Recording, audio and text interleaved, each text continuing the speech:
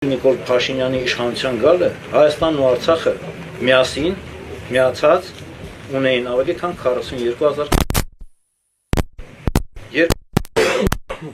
Ադրբեջանը հարձակվեց բոլոր կողմերից Արցախի վրա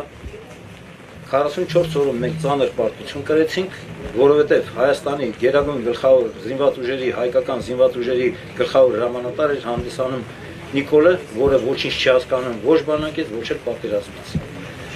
Որոնք կան հստակ տվյալներ, որ Նիկոլը Ալիևը համաձայնեցրել է, որ Ադրբեջանը հարձակվի Արցախի վրա, ինքը այնպես անի, որ մենք պարտություն կրենք այդ պատերազմում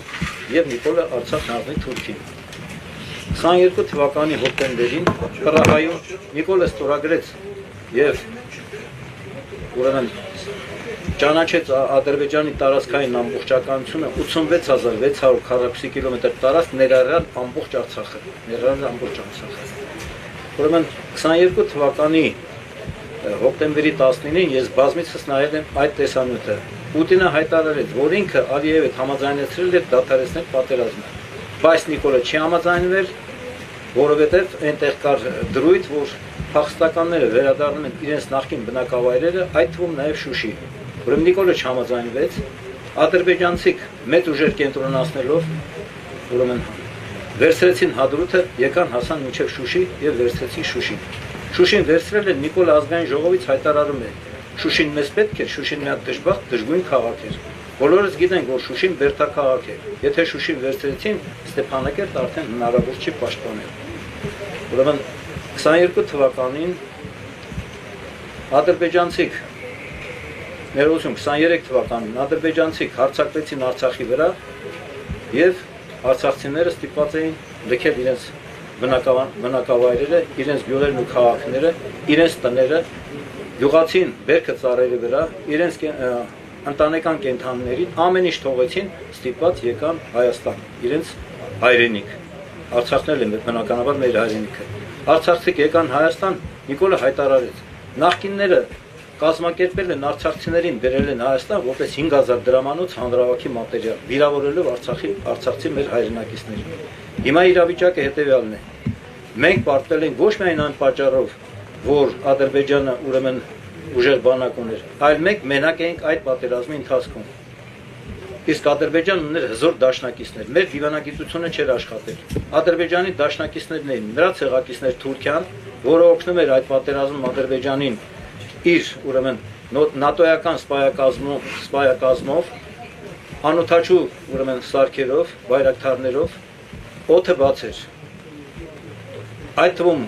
Ադրբեջանին օգնում էր նաև Իսրայելը, որը օգնում էր նրան ռազմական տեխնիկայով եւ Ադրբեջանի դաշնակիցներ։ Ադրբեջանին օգնում էր նաև Պակիստանը, որը մինչև հիմա չի ճանաչել Հայաստանը որպես անկախ պետություն։ Իսկ Նիկոլի քաղաքականության հետևանքով արտաքին քաղաքականության ուրեմն անպարկեշտ, անկարող արտաքին քաղաքականության արտաքին դիվանագիտության հետևանքով մենք մենակ էինք այդ պատերազմի ընթացքում։ Ես ուզում եմ նշել, որ 3 օր շարունակ մեր զինվորներն ու ազատամարտիկները բոլոր դիրքերը պահել էին։ Նիկոլը պարտավոր էր որպես գլխավոր հրամանատար հայտարարել համընդհանուր զորահավաք, բոլոր նրանք, ովքեր ծառայել էին բանակում զինապարտեն եւ ազատամարտիկները մի 2-3 օր ուրեմն զորավարություններ անցնեին, որովհետև տարու վրա ռազմական տեխնիկան կատարելագործվում է։ Տիրապետեին նոր տեխնիկական միջոցներին, թիկունքն ամրապնդեին, թիկունքը բաց մնաց։ Ճեղքեցին հադրութը, վերցեցին, եկան հասան Շուշի ու ինչպես արդեն ասացի 23 թվականին ամբողջ Արցախի ժողովուրդը հնարավոր չէր, որ նրանք մնային Ադրբեջանի կազմում, եկել են Հայաստան։ Հիմա այս իշխանությունը Նիկոլի գլխավորությամբ փորձում է այնպիսի պայմաններ ստեղծել, որ արցախցիք ստիպված լքեն Հայաստանը, որպեսզի հետագայում, երբ որ ընդդիմադիր շարժումներ կսկսվեն, այս տարի սկսվելու են ընդդիմադիր շարժումներ, եղանակները մի քիչ տաքանան, անձրևները կտրվեն, սկսվելու են ընդդիմադիր շարժումներ ուրեմն, որ արցախցիք մի քանի տասնյակ հազար արցախցիք, որոնք տեղափոխվել են Հայաստան, չմիանան այդ շարժումներին։ Մեր համար շատ ուրախալի էր մարտի 29-ին արցախցիների կազմակերպած հզոր հանրահավաքը մարդկանց քանակի առումով բազմահազարանոց հանրահավաք էր, դա մեկ, երկրորդը Հարաքարի խոշորացված համայնքի ավագանու ընտրությունները, որտեղ Նիկոլ Փաշինյանի ներկայացուցիչը պարտություն կրեց, այդ թվում նաև Գյումրիում Նիկոլը չկարողացավ իր Սարիկին դարձնել ուրեմն Գյումրիի քաղաքապետ, մենք հանդիպել ենք ուրեմն Գյումրիում Գյումրիի բնակչության հետ, փետրվարի 28-ին Խորհրդային Միության բանակի հիմնադրման օրը, հարգելով ուրեմն այդ օրը եւ այցելել ենք հուշարձան, ծաղկեպսակներ ենք դրել այդ հուշարձանին եւ դրանից հանդիպում ենք կազմակերպել գյումրեցիների հետ։ Այնտեղ ես հայտարարեցի, որ դուք եք ապրում Գյումրիում, դուք եք որոշելու ում եք ցանկանում տեսնել Գյումրիի քաղաքապետ։ Դուք մեզ կասեք ում եք ցանկանում կամ որ քաղաքական ուժին եք ուզում տեսնել մեր որպես մեծամասնություն Գյումրիի ավականիում, մենք ձեզ կցուցաբերենք քաղաքական եւ բարոյական աջակցություն։ Ուրեմն Գյումրիում 16-ին լինելու է ուրեմն բանի քաղաքապետի ավականու նիստը եւ բնականաբար ընդդիմության ներկայացուցիչ Վարդան Ղուկասյանը վերընտրվելու է Գյումրիի քաղաքապետ։ Նա մեկ անգամ եղել է Գյումրիի քաղաքապետ եւ փորձ ունի քաղաքապետ աշխատելու փորձ ունի։ Եվ հաջորդը Նիկոլ Փաշինյանը Շվեյցարիայում տեղի ուրեմն իշխանությունների եւ հայ համայնքի ներկայացուցիչների հետ հանդիպան ժամանակ հայտարարեց.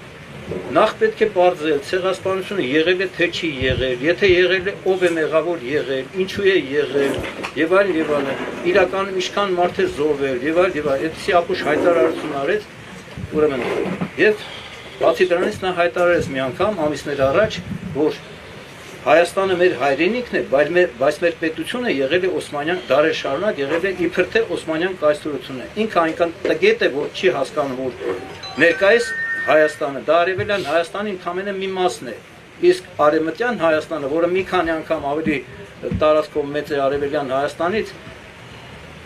թուրքերը այդ Օսմանյան կայսրությունը հայերի հանդեպ իրականացրել է ցեղասպանություն եւ տիրացել է մեր հայրենիքին։ Ինքը ուրանում է հայոց ցեղասպանությունը, իր գաղափարակից կողմնակիցները։ Ուրեմն ես կոչ եմ անելու, հանդես են գալու հայտարարությամբ, որ ապրիլի 24-ին ցեղասպանության զոհերի հիշատակի օրը պետք է փակել Նիկոլ Փաշինյանի եւ նրա վարչախմբի ճանապարհը ու չթողել նրանց գնալու ուրեմն ծիծեռնակաբեր ցեղասպանության զոհերի հիշատակը հարգելու, որովհետեւ կրկնում եմ, նրանք ուրանում են ցեղասպանությունը, ուրանում են մեր ազգային արժեքները,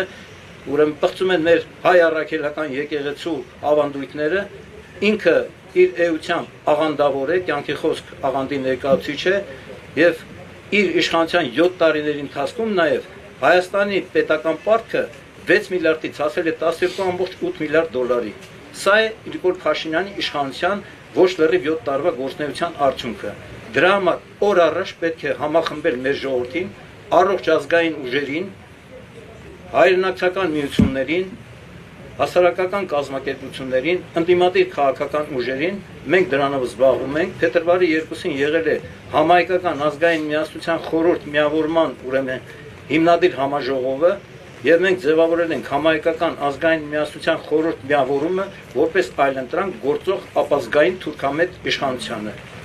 Մենք ոտքի ենք հանելու մեր ժողովրդին ամբողջ Հայաստանով մեկ, մինչ այդ մասնաճյուղեր ենք բացելու բոլոր համայնքներում, Երևանի բոլոր ուրեմն համայնքներում, խոշոր քաղաքներում եւ բնակավայրերում, Մեղրիից մինչեւ Աշոց ոտքի ենք հանելու մեր ժողովրդին, կազմակերպելու ենք աննազանդություն այս ապազգային թուրքամետ իշխանությանը։ Պարտադրելու ենք Նիկոլի ու նրա կառավարության հերացումը եւ գործող ազգային ժողովի լուծարումը։ Կարճ ժամկետի համար ձևավորվելու է ժամանակավոր անցումային կառավարություն, որը կնախապատրաստի արդար օրինական ազգային ժողովի արտահերթ նոր ընտրությունները։ Բնականաբար հանրությանը կներկայացվի մեր պետության զարգացման բոլոր ոլորտների վերաբերյալ քաղաքական ծրագիր։ Ուրեմն այս իշխանության հերացումը մենք դիտարկում ենք ընդհանրապես միջոց մեր պետության ու մեր ժողովրդի առջև ծառացած խնդիրները լուծելու համար։ Նպատակը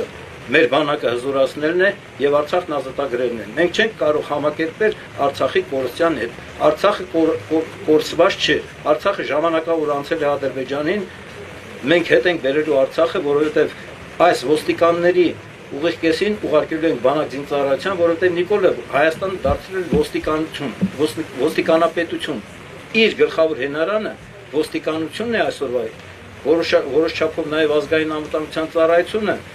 դատախազությունը, քննչական կոմիտեն եւ այլն։ Եվ ուրեմն իր դեմ ընդդիմադիր հայաստեր ունեցող մարդկանց տանում են շինծ ու քրեական գործերին հարություն, տանում են կալանավորում են։ Ես եղել